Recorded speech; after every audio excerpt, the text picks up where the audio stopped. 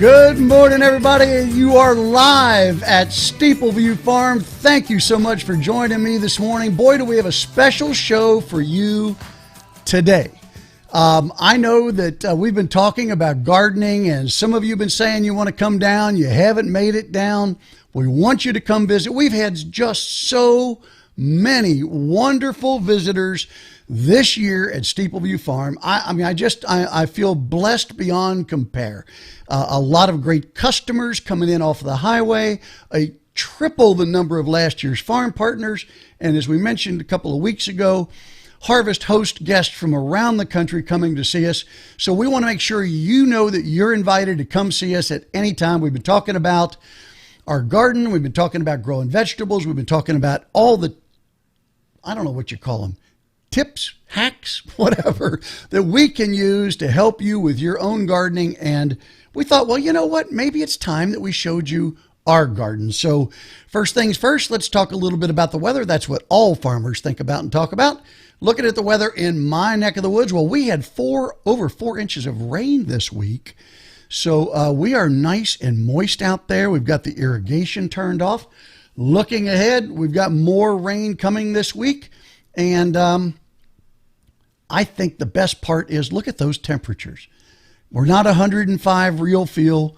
We're not out there in the middle of the field almost dying during the day. It has been just so incredibly hot. It's just been terrible out there in the field. Now we're going to have some better weather coming. That's a welcome relief. But what are we going to do with it? Are we going to garden? Are we going to till? Are we going to plant? Let's look at the Farmer's Almanac. Here we go. Today, how about that? The 1st of August, rabbit, the first of the month. Good time to plant above ground crops. So if you've got above ground crops ready to go right now, if you've got seeds you want to plant, now's a good time to be thinking about your lettuce and your cabbage and things of that sort for your fall crops. Not too late, maybe. You might be tickling the frost a little bit. Not too late for some late corn. You know, once the bugs start to die off, they move out. Late September corn, I think it's the best. Cooler mornings means a higher sugar content in those kernels. That's a good thing. But when you look across your own garden right now, more likely than not, this is about as good as it gets. You start to harvest, things start to die off a little bit. Always a little bit sad. And I thought, well, you know, since our garden's looking just about as good as it's going to look today might be a good day to give you a tour of the gardens here at Steepleview Farm. So this morning, I got up early, I went outside, and I filmed a little bit of a garden tour. So sit back and enjoy the tour of the Steepleview Farm gardens here today on our channel. And by all means, come see us. We won't have the regular ending, so I won't get to say it then. But between now and the time we get together again, may God bless you and your family. Sit back and enjoy. So guys, it's the 1st of August, and it's the perfect time to take you on a garden tour of what we're doing here this year at Steepleview Farm. The weather this year has been really very good. I mean, we prefer weather that is dry as opposed to wet. As they say in farming, dry weather will scare you to death, wet weather will starve you to death. And there's a reason for that. You can always add water, but you can't take too much out. And in hot, humid weather, you got a lot more fungal pressure. So this year we've had just wonderful dry weather, hot in the garden, hot out working, but it's really been good for the vegetables. So I thought today would be the perfect day to take you on a farm tour. Now, the farm tour won't take you to all the places on the farm. We'd love for you to come and visit, see our nature trails, our campground, our fishing lake, all of the other fields and beautiful places that you can visit on the farm.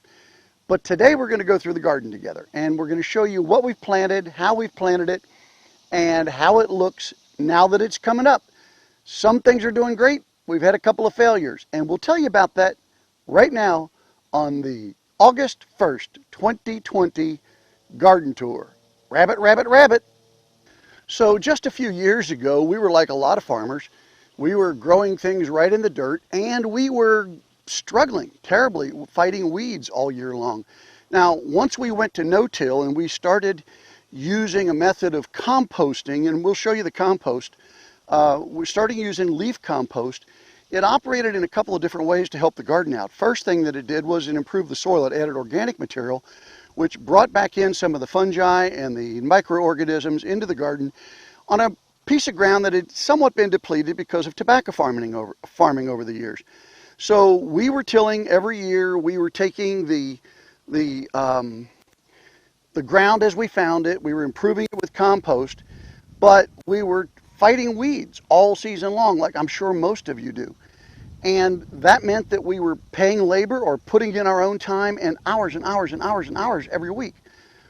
A couple of years ago, we discovered from a video that I saw of a guy in Florida who was raising watermelons that he was using woven ground fabric.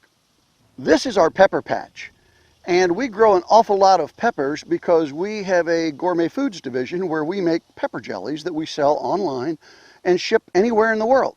So because we're raising all of these peppers and we were fighting weeds and we were tilling and we were mowing and we were using green mulch, growing grass in between the rows, all of it ended up just being so much work. This woven ground fabric has been absolutely amazing. And so now we use it in virtually every patch.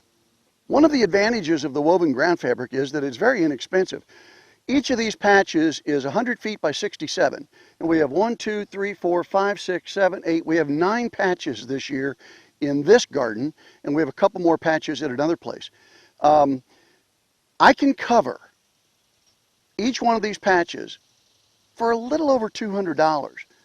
By the time I buy the staples and pay the labor to put it down, in the first year, and this is a 5-year product, it has a 5-year lifespan, every year this has been just a huge savings. But in the first year alone, the cost of the fabric and the staples and the labor to put it down was 20% of the labor cost of keeping up with the weeds. Now think about that. 5-year lifespan, and in year number 1 I saved 20%, including the purchase price. It's incredible. It's porous. It allows water to go through. It allows oxygen, and actually it operates more like shade cloth than plastic, in the sense that the soil underneath is cooler than soil that's exposed to the sun. We do use black plastic, 6 mil black plastic, but we don't use that for weed control. We use that to smother out weeds in patches that we're flipping. This, for example, was green beans, our early green beans. We covered it now for about a month, and now we're going to come back and replant it with squash. As you can see in the little holes over here in the black plastic, we now have green beans planted in the individual holes. We had broccoli in there, and those holes were not growing anything, and so we planted green beans. I experimented for years with trellising systems for indeterminate tomatoes. Strings, fence, anything you could think of. This has been the best system I've ever found. It's 3/4 inch EMT conduit, electric conduit, 10-foot lengths, joins together with these little couplers. We use an 1.25 inch PVC T on the top of a T-post, and this plastic netting that you can get in a huge roll, and it's very inexpensive. As you can see, you can easily trellis the tomatoes without having to clip them to strings and spend a lot of time. Now, you might say these tomatoes look a little puny for the 1st of August. They're producing, they're indeterminates. They'll continue to produce until the first frost. This is not our major tomato crop. These are just heirlooms. And the reason they look a little puny is because we didn't get to prune them as early as we liked. We just had so much to do. By the time I came back, I had to do some major pruning on them. So they've had a big haircut recently, but they're coming on just great. Behind me is a patch where I'll have to admit we had a bit of a failure this year. The failure was because this is the first time we planted squash and zucchini, which you see down at the other end, in the holes in black plastic. And they don't do well there. They do better in the dirt. So this year we're going to take the old bean rows, which were about 6 inches of dirt between black plastic ground cover, and we're going to plant the squash and the zucchini in there, the second planting. This first planting produced some when the weather was cool, but when the weather got hot, it just failed. It's just a terrible experience. Highly recommend against that. We have a bit of an Hispanic population in the community, and so we raise tomatillas. They are the buyers of these. They buy them, every one that we can raise, and they're still flowering, still producing fruit. As you can see, the fruit down in there is still relatively small. There's a while to go, but that's okay. These are our beans. Now, these beans are done for. We have already picked twice off of this row, and as you can tell, summer beans come on way too fast and way too big. And when you start seeing the beans show in the pod, they're not as tender, they're not as juicy. Oh, they'll still snap okay, and they're still a green pod, but they're not like the beans we get in the spring. So next to them, as you can see, we have more beans planted. Now here's a mistake. See this black plastic that we're solarizing ground with? Some of it blew over. See that second row? It blew over top of it the other day in a storm and smothered those out. But we've still got more beans here and the ones over there in the hole. And as soon as it dries out, we'll pull this plastic off and plant more there. If you can see these holes in the black woven ground fabric, those are burned with a weed burner. It's got a can on the end of a pipe. The pipe feeds gas out of a small propane tank in a backpack. We just come along, and as we touch it hot to the plastic, it burns a perfect circle. We have measuring sticks for different rows. So we use the yellow stripes to give us a straight line, and then we measure between the holes, either 12 inches, 18 inches, or 24 inches, depending upon what we're going to put in there. I also invented a tool. I'll show you on another program, another episode. The tool I invented to dig the dirt out of the holes. We then fill each hole with an amended compost, and everything has just, I mean, it's loving it. Just absolutely loving it. Behind me here is our Determinate tomato patch, and as you can tell, we're using the Florida weave system on these tomatoes. Now, they're coming on, so they're all going to be harvested within a few days, maybe a couple of weeks. And we've got loads and loads of tomatoes. Now, a lot of these tomatoes go into our salsa, they go into our jarred tomatoes, they go into other products, but many of them go to the market, and they're just beautiful this year. When we get to talking about fungal control, I'm going to highly recommend that you get Oxidate. We talked about it. It's an expensive product, but it's amazing for controlling fungus, blights, early blight, late blight, anthracnose, and a lot of other pests and diseases that will just take out a crop of tomatoes in no time. Right now, knock on wood, praise the Lord, everything is looking good just as it's ready to harvest. As I said, the first place I ever saw anybody using this woven ground fabric was on a YouTube video, and there was a fellow in Florida. Extremely hot weather, difficult conditions, but a big watermelon crop. And his watermelons were beautiful, and he was growing it on this fabric. So we tried watermelons. I'd never had any luck with watermelons until I put them on black plastic like this woven ground fabric. My goodness, do we ever get sweet watermelons off of this? And they're looking pretty good. We had some failures this year. It's not a failure of the crop, it was a failure of the seedlings. You can see these empty spaces behind me. Normally this plastic is totally covered with watermelon vines, every one of them loaded with watermelons. This year, some of the seedlings failed, and I don't know what that was all about. We had a really late frost. That might have been part of it. But some of these open spaces you see would normally be covered in because the seedlings would have grown like the rest of the vines, and the entire plastic would be covered. And all of it would be filled with watermelons. This year we still got a lot of watermelons. This patch behind me is known as our salad patch. It's where we grow lettuce, carrots, arugula, kale, and other salad greens, as well as small seeded crops. This is a designated patch. This doesn't change. This just gets flipped. We don't have to rotate crops in here. As you can see, we've got a row of carrots right here, which we can probably pop out of the ground any day. And then we'll put more carrots in somewhere toward the middle of this month for our winter carrots, and they'll grow and stay in the ground all the way through Christmas. And don't forget, December carrots are the sweetest. We also grow salad lettuce in this bed, and right now we've got a bed that's ready to be harvested. It's a kale salad. It's a summer kale salad. The kale grows up a little taller than the lettuce and shades the lettuce and creates a cooler environment for the lettuce to come up underneath. And we found that to be pretty successful. People do like the red Russian kale to be in their salad. But if you can tell, the rest of the patch is pretty much covered with black 6 mil plastic. That's because we're solarizing it. We're killing off any weeds that might have germinated underneath the beds in the mulch and the compost that we put down. So this bed will stay covered with plastic until we're ready to do our fall and winter crops. Under the white cover here is cabbage. We just harvested a bunch of our early cabbage. It's in the cooler, and we'll be harvesting more cabbage within the next couple of days. We just had a fella stop by a minute ago and ask me if we have corn. And we don't do corn. We don't do corn for the market because there's just no money in it. I mean, corn is a very difficult crop to raise. It's subjected to a lot of bug pressure. It's because we don't use chemicals. It's hard to fight, very difficult to fight. But we do raise some corn for our farm partners and for our family and for our employees. Now we have another patch of corn which is already growing. This is our late corn. This corn here will probably not be ready until late September, very end of the season. Hopefully the moths and the bugs will be gone by then. Here's another failure. We've always had a very good cucumber crop, but this year we had intentions to use a new, fairly expensive bug netting for our cucumbers. And because of the late frost and because we were late planting things, we just didn't get the bug netting down. So those of you who grow cucumbers know that there is a cucumber beetle that bites young plants, and there's a bacteria in its mouth that it transmits to the plants, and they don't show any damage until they start producing cucumbers. And when they start producing cucumbers, the vines wither and die.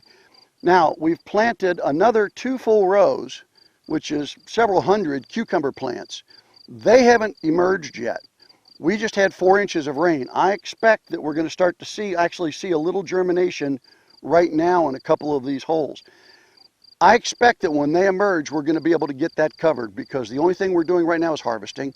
And if we cover that, we're going to have a late cucumber crop too. We've also got cucumbers in the high tunnel, but these cucumbers, hopefully we'll have enough warm weather before we get a frost that we can get a big crop out of them, because I like pickles. We don't grow a lot of onions, but we do enough for ourselves. And this little piece in here are storage onions. We're in a zone that really likes what they call a short season onion. This is a mid-season, so they should do okay. We've raised them before and had a really good harvest. But these onions are in the ground until they get to be softball size, then they come out. Next to it, that weedy patch over there, we are ready to harvest potatoes. We've hilled them, we've tilled them, we've done everything we're supposed to do, but now they're ready to come out of the ground. That patch will be solarized with black plastic, everything killed off, and it will be available for winter crops as well. Here at Steepleview Farm, we're kind of known for our sunflowers. A lot of photographers come and take pictures for a lot of reasons. And every year we raise a big crop of sunflowers. Now, we have 3 patches of sunflowers. This patch here are pollenless cut sunflowers. Many of them are single stem. There's some multi-stem sunflowers in here, different colors. These are for florists and for sale. We have another patch of sunflowers that you can see growing taller over here behind me, and that patch is just for beauty. They're also great pollinators. A lot of bees from our beehives fly over our garden to get to the sunflowers, and on the way back they stop and pollinate our cucumbers and our peppers and some of our other crops. So it's an attractant for pollinators, but it also adds a tremendous amount of beauty to the farm, and people enjoy it, and we enjoy it ourselves. I mean, we think that it's just not enough to constantly be digging in the dirt and trying to produce something for sale. Sometimes you just got to do what you can to make the world a more beautiful place. And speaking of making the world a more beautiful place, right here by the road, very first thing you see when you come down our driveway is our zinnias and our cosmos. These are also cut flowers, but the colors are just extraordinary, and they really add some pop of color to the farm.